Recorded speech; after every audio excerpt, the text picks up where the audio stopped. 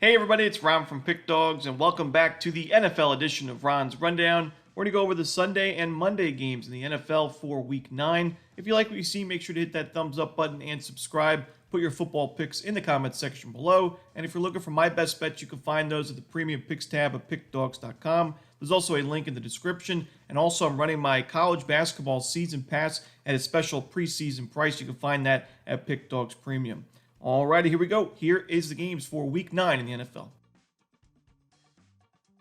First up, the New England Patriots taking on the Tennessee Titans. We see the Titans as a field goal favorite, 3.5-point favorite. Total, one of the lower ones of the week at 37.5 points. Now, last week, the Patriots had a nice win over the Jets, 25-22 the final. Patriots were a 7-point dog in that game, so big-time upset win. Their second upset win of the season. But I do expect a bit of a letdown in this game against Tennessee. And you look at the Titans, yes, the final score was very ugly in their game against the Lions last week, 52-14. However, the Titans actually moved the ball quite well in that game. It was one of their better offensive showings of the season in terms of yards. The turnovers were what killed the Titans in that game. A couple of fumbles, a couple of interceptions, so 4 turnovers by the end of it. And it's why the Lions they took advantage of every single mistake that the Titans made in that game, and it led to that blowout win. But I actually saw some promising signs from Tennessee offensively. I think against the Patriots, I think they'll have a solid day offensively as well. And I still think this is a decent Titans defense. Yes, they gave up 52 points, but only 225 yards. The Lions took advantage of so many short field opportunities in that game due to special teams and those turnovers. But I think Tennessee's still the much better team in this matchup. And I'm going to lay the points with Titans in this one. Next up, the Dallas Cowboys taking on the Atlanta Falcons. We see the Falcons as a 2.5-point favorite. Total is at 52.5 points. It's a steep total, I think, for good reason. I really don't love either of these defenses right now. I mean, the Falcons, they've been able to get it done lately. They've won 3 of the last 4 games and 4 of the last 5, but they've scored 30-plus points in 3 of the last 4 games. That's been a big reason. I mean, the defense is still, last week giving up 430 yards to a Bucs team that was without Mike Evans and Chris Godwin. Baker Mayfield wasn't his best game, but still had over 300 yards, and the Bucs ran for about 4.5 yards per carry. We've mentioned the issues the Falcons have had tackling this season, and I think the Cowboys, this could be a breakout spot for this offense. We saw that a little bit towards the end of that game in San Francisco last week where Dak Prescott and CeeDee Lamb connected for a few big plays and a touchdown as the Cowboys try to get back in that one. And I think Dallas has a nice week offensively, but this Cowboys defense, we've seen them give up more than 400 yards 4 different times this season, including last week, 469 yards, 6.2 yards per carry, and 220 rushing yards allowed against a San Francisco team still without Christian McCaffrey. And we saw Mason go down with the injury in that one too. So really no excuses for this Cowboys defense struggling. I think both teams put up some points early and often. Give me the over in this one. Next up, we see the Miami Dolphins taking on the Buffalo Bills. We see the Bills as a 6-point favorite at home. The total in this one right around 49 points, another steep total. I think this is too many points to be laying in a divisional rivalry game and with a team playing with revenge like Miami. We saw the Dolphins offense get going, their first strong week in a while as Tua returned to the field. They had just under 400 total yards and 27 points. The defense did struggle, but the Cardinals, their offense is a tough one to face right now. The Cardinals have really improved their game this season, so I don't really put too much. Definitely a disappointing loss in that one, a close loss as well, but I still think the Dolphins are a lot more competitive now with Tua back at quarterback. They've been able to run the football a lot better recently. The Bills, this is a potent offense. We know that their defense can be beat, and we've seen that in certain spots, like in those road games against the Ravens and Texans. And I think this is a spot where it's a high total for a reason. I think it's going to be kind of more of a shootout type of game between these two teams. And now the home team in the last 7 meetings is just 2-5 against the spread after Miami lost earlier in the season. So I think we see the road team cover again in this series. Miami gets its revenge in terms of covering the spread. I still think Buffalo wins this game, but by a field goal. Next up, we see the Las Vegas Raiders taking on the Cincinnati Bengals. The Bengals are a 7-point favorite. Total is at 46.5 points. This is a tough game, and I do think that Week 9 overall is a pretty challenging card. I don't see a ton of great value spots, but this is a game where I'm going to lay the points with the Bengals. I don't love laying 7 points with a team that defensively has really struggled this year. Give up 37 points last week to the Eagles in a blowout. But I do think Cincinnati is still the much better team. And I think some people are going to mention The fact that the Ravens play next week on Thursday night against the Ravens, maybe a look-ahead spot. I personally don't believe in look-ahead spots at all, but especially for a team that needs a win like this in Cincinnati, a losing record, there's no room for error really in this spot. And I think this is a winnable game. You got to take advantage of it. I think that they have a fundamental advantage. The Raiders, they just really haven't been competitive recently. I mean, even last game where they covered the number against Kansas City, still a game where they got outgained by over 100 yards. They only had 228 total yards of offense. They could not run the football. The offensive line struggled. 5 sacks given up. I don't think the Raiders do too much offensively in this game. While their defense has been competitive, I think the Bengals are just too much at the end of this game. So give me Cincinnati. I'm going to lay the points. Next up, the Los Angeles Chargers taking on the Cleveland Browns. The Chargers are a 1.5-point favorite. Total is at 42.5 points. I think this is a good matchup for the Chargers fundamentally, but also I think it's a great situation for LA with the Browns coming off the big-time upset win over the Ravens. We know it's been a disappointing season for Cleveland, but that was a nice win over a division rival. Now it's a clear letdown spot in this game, and Jameis Winston's one of the more fun players to watch in the league, but I heard the color commentator mention Winston's going to go out there and throw 4. Could be 4 interceptions and no touchdowns. Could be 2 and 2, maybe a 3-touchdown day. But he's going to go out there and throw 4. And I think this is one of those games where probably going to be more interceptions than touchdowns thrown. I just think when you look at the Chargers, they've been able to take advantage of their opponents' mistakes this season. They're +6 overall this year in the turnover battle, and I think that's going to be the key in this game. Winston, we saw him make some nice throws, but we also saw him with some big-time mistakes in that game against the Ravens. I mean, in the final drive, it was fortunate for Cleveland and Winston, but he threw a pass directly to Kyle Hamilton of the Ravens. I mean, it should have been an interception all day long. He probably would have made that catch 9 times out of 10. He dropped that one, and the Browns were able to win. But I worry about those types of throws in this type of game. And the Chargers offense, weak start to the season. Justin Herbert's really connecting now recently. I mean, Ladd McConkey, we saw had a huge day against the Saints. So I'm going to go with the Chargers at a great price on the road. Next up, we see the Washington Commanders taking on the New York Giants. We see the Commanders as a 4-point favorite. Total is at 44.5 points.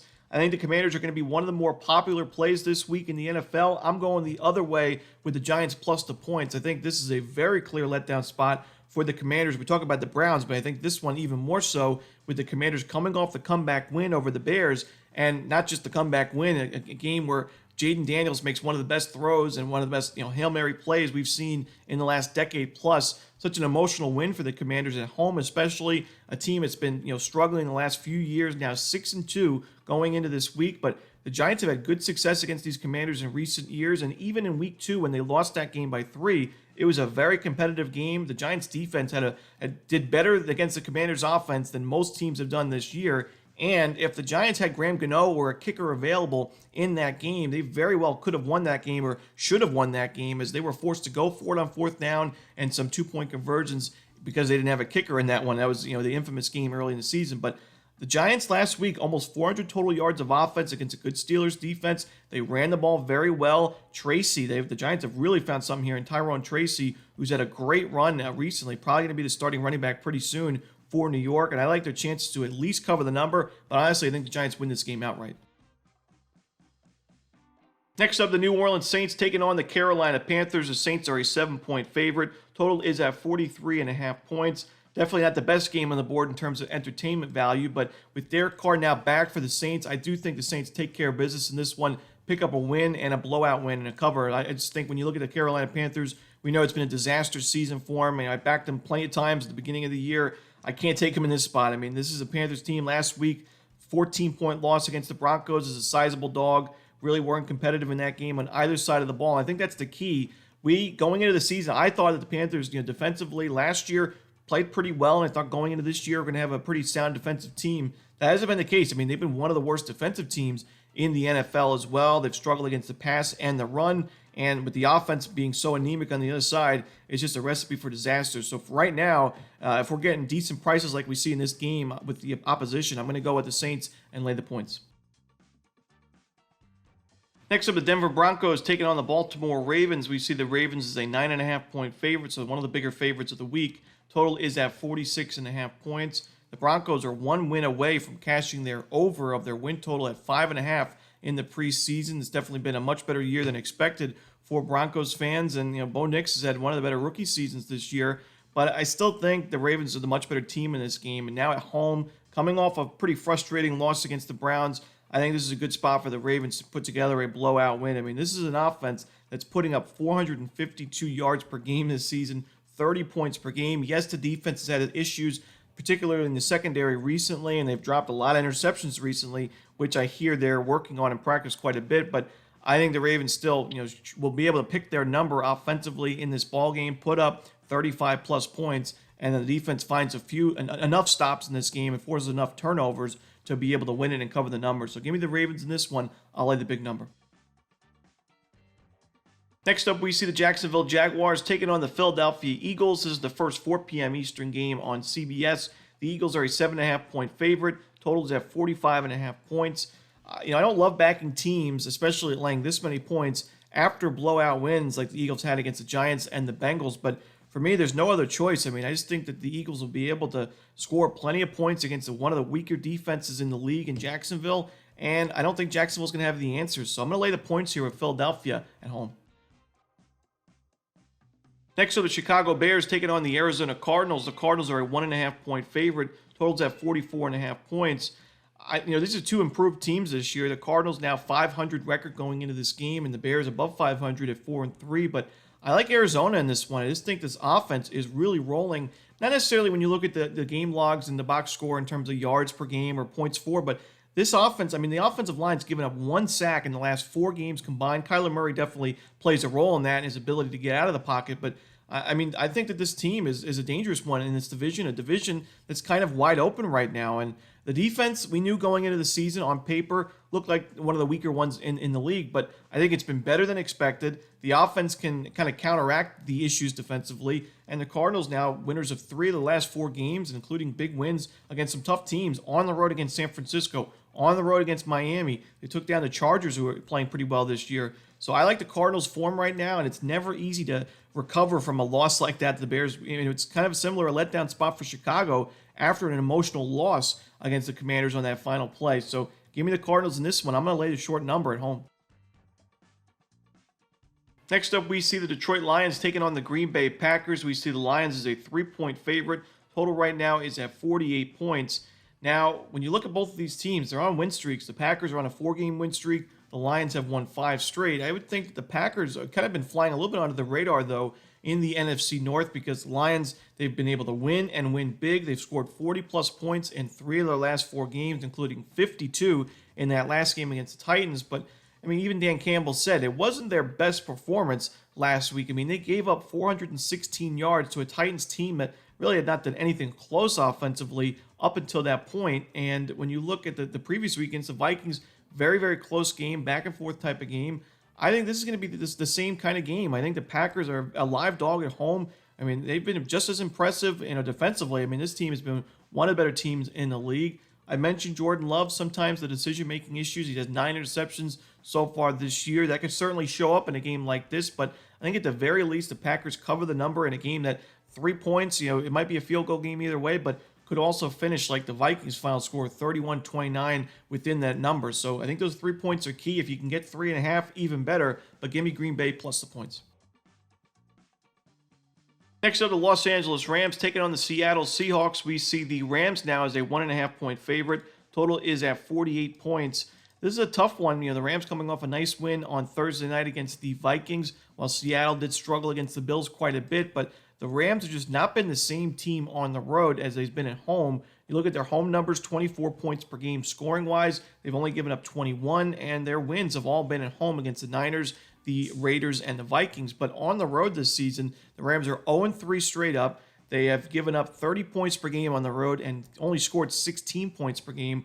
Their yards per game, both offensively and defensively, are also much worse on the road than compared at home. And also their secondary giving up a 72% completion percentage to opposing quarterbacks on the road compared to just 60.8 at home. So it's really a night and day difference. And now you play in one of the toughest places in the league at the 12th man in Seattle, a very tough place. And I think Seattle is still a team I'm not ready to give up on in the NFC. Yes, their defense has struggled quite a bit, but I think their offense has enough pieces, especially in this game, to be able to move the ball quite well and consistently and put up enough points to win this game at home outright. So I'm going to take the 1.5 points on the money line with Seattle.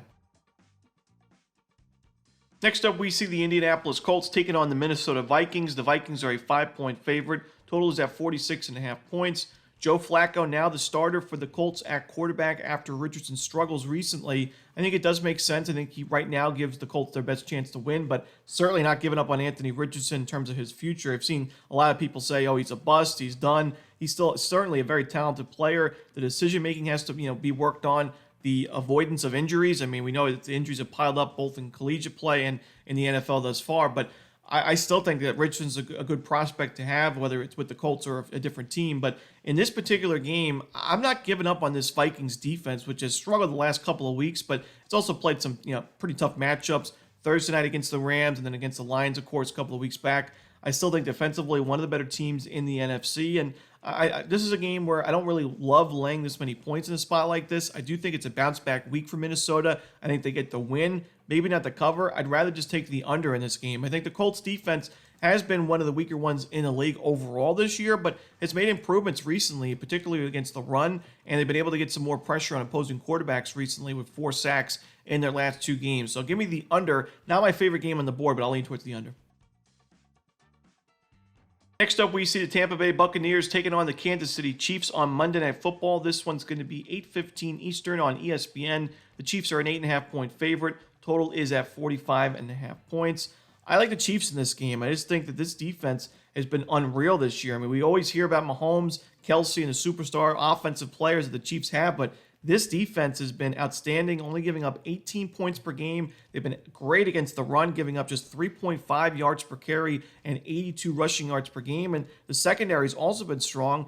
Just recently, we saw them have 5 sacks against the Raiders, so now getting more pressure on opposing quarterbacks, and that's key against Baker Mayfield, where we know that he, like many quarterbacks in the league, struggle when a lot of pressure's on, and without Chris Godwin and Mike Evans, those security blankets in the passing game, I think Baker does struggle quite a bit in this one.